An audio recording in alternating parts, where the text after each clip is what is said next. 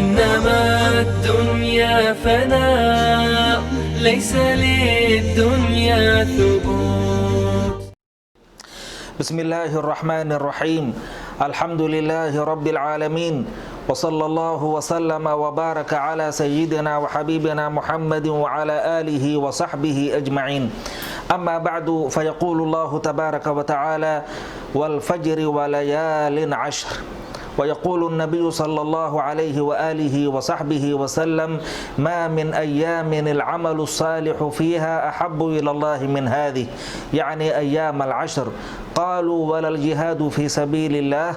قال: ولا الجهاد في سبيل الله إلا رجل خرج بنفسه وماله فلم يرجع من ذلك بشيء. allahu jala wacalaa ayaa mahad iska leh naga dhigay dad muslimiin ah, haddana naga dhigay ummadii nabi muxamed sala allahu calayhi wasalam.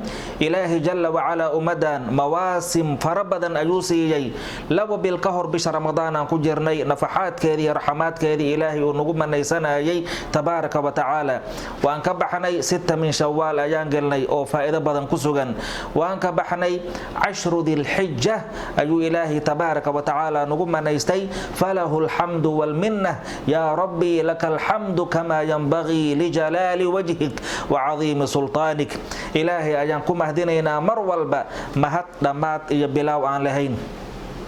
ilaahi jala wacalaa 10 dilxija wuu ku dhaartay, wuxuu yidhi: walfajri walayaalin 10. waxaan ku dhaaranayaa fajarka, salaada subax xilliga la dukanaya fajarka waa cajiib. xilligaasuu ilaahay ku dhaartay tabaaraka wa tacaala, iyo walayaalin 10, haweeno oo 10 ah.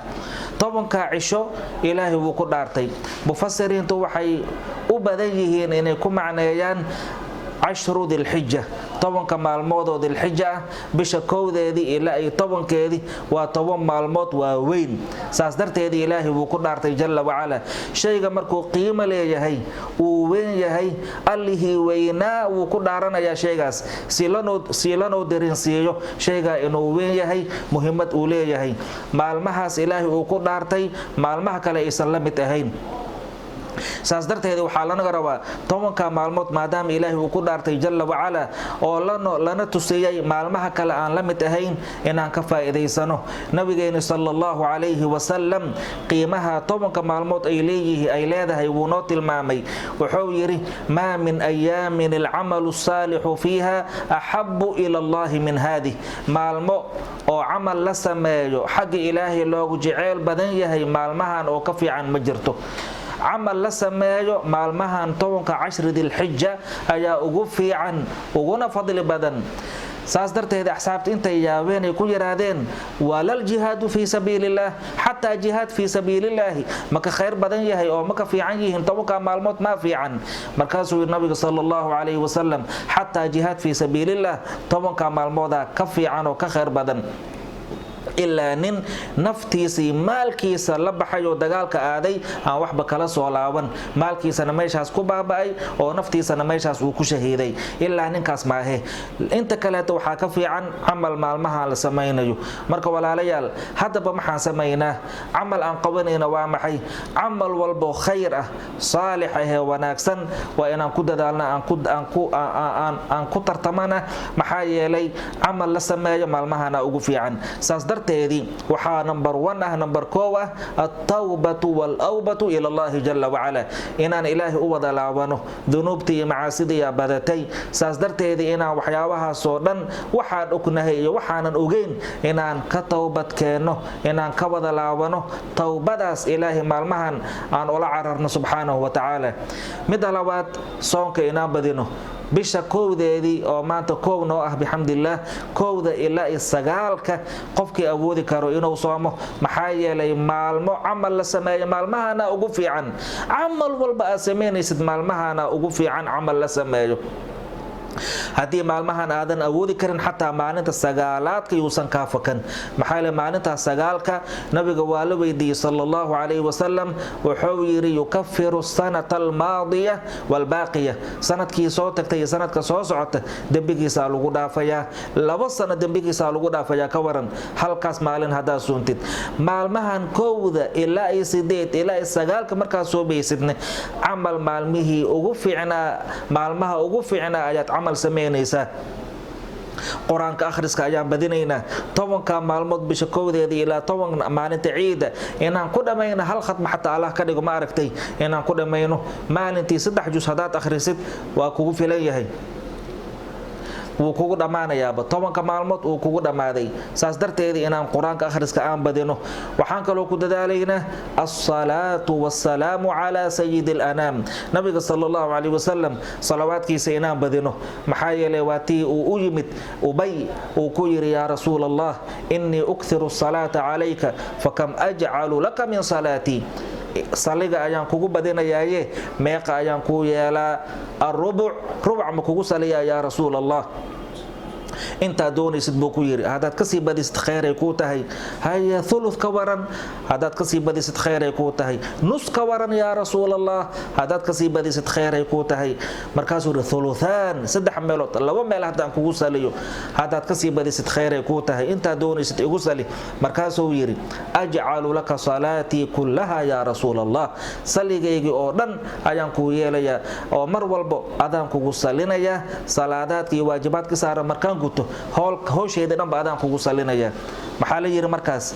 wuxuu ugu jawaabay idan tukfa hammak wa yughfara laka dhanbuk.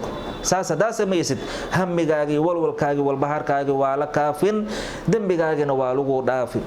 إن أعظم مطلب من مطالب الحياة الدنيا ومحي كفاية الهم.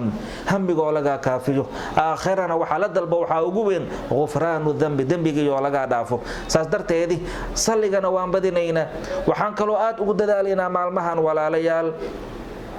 الدعم على الفقراء والمساكين إن دعمنا قعن أولهانو مواسات إن سمينو أو دتكاسيتي ولا له ندبايسن أو مساكين تي فقراء إن وحترنو مال ما وحلا بحسد مال ما أنا أقول عن عمل والبسوق هذا وحلا سمايو مال ما أو عمل لقبته مال ما أنا أقول عن عمل كودن هذا مركزي جمعسو وحول بول سمينا مال ما أنا أقول عن نبي صلى الله عليه وسلم محويري صونك القرآن كيسوق كهد لا يفير القرآن الصيام والقرآن يشفعان للعبد يوم القيامة. قرآن كيسونك بمعنى القيامة هدونك وشفيع عيان صونك وهد لا يوحوليه أي ربي منعته الصوم منعته الطعام والشهوة فشفعني فيه. ربي يو وحنا دونك أجي أنكر يا شهوتي وحيابي أوجع على أيان أدي ذي ربي يو نشفيع عيان شفاعة ذي إجا أقبل. قرآن كان وهد لا يوحوليه أي ربي منعته النوم بالليل فشفعني فيه. ربي يو هوينك ينو ساحد أنا أدي ذي أو أخرنايي ويقو دخمايي ويقو عمل فلايي. ربي يو ونشفيع عيان شفاعة ذي إجا أقبل. qiimahaas ayaad helaysaa. mid kale waxaaba kugu filanbo maalmo camal la qabto maalmahan ka fiican ma jirto. haddaba walaalayaal aan u degdegno khayraadka iyo ajarka fara badan saa u heli lahayn, khayraadka iyo daacaadka iyo cibaadaadka iyo acmaasha wanaagsan aan u degdegno, aan u tartamano, aan ku dadaalno. maxaa yeelay camalkan aan sameynaysid waqtiyada kale iyo waqtiyadaana ugu fiican. marka aan ka wada faa'iideysano, xooga aan saarno, sidaas markaan ugu faa'iideysano ilaahina aan barina tabaaraka wa tacaala. ilaahay dhibka iyo cudurka balaayadan koronahan dhan ilaahay caalamkoo dhan inuu ka rafciyo, wadanka ilaahay amni amaan inuu nooga dhigo. ilaahay tabaaraka wa tacaala cizi iyo sharaf wadankan ilaahay inuu noo wada ziyaadiyo. ilaahay taas aan weydiisano. haweenkiina salaatul leelka aan ku dadaalno. maxaa yeelay haweeno oo la cibaadaysta haweenadan ka khayr badan ma jirto oo ka fiican ma jirto. saas darteed haweenadan waan dadaalaynaa. ilaahay tabaaraka wa tacaala sakhda dhexe iyo sakhda dambe ma arkaysaa habeenkii 8 iyo markaas meelaas markii la maray ama labadii xiliyadaas raxmadiisa soo deganayso. ilaahay baa soo degayo nuzuulan yaliiqu bijalaali. markaasuu leeyahay ana almuluk anigu ana almalik boqorka ayaan ahay boqorkii weynaa boqoriyada dhan way wada hurdayaan wax soo jeeda ma leh ana almalik ana boqorka ah man dha alladhi yad'uuni fa astajiba lah man dha alladhi yas'aluni fa u'tiyah man dha alladhi yastaghfiruni fa aghfira lah yaa way kan wax i weydiisanay aan siiye yaa wax i weydiisanay aan ducada ka ajiibe yaa dambi dhaaf i weydiisanay dambi dhaafka aan u dambi dhaafee intaas oo dhan waxa weeyaan fadl ilaahi tabaaraka wa taala uu ku manaysay ummadan ilaahi jalla wa ala wuxuu nasiiyay saddex tobanaad ayuu nasiiyay tobanka 10 dhulxijja hada aan ku jirno waa 10 maalmood oo qiimo badan ilaahi wuxuu nasiiyay 10 الأواخر من رمضان العشر الأواخر من رمضان طبق دم بش رمضان كمته إلهي وحو نسيي 10 محرم بش محرم أما بالزكو أما بش عاشوراء طبعا كذا أجوه رئيسه وطبعا أو قيمة بدن ويجان لكن لما طبعا كان ذو الحجة أي عمل لسمى أجوه في عن سيدنا النبي ونوشه صلى الله عليه وسلم مركا عن كبرى إنما الدنيا فناء ليس للدنيا ثبوت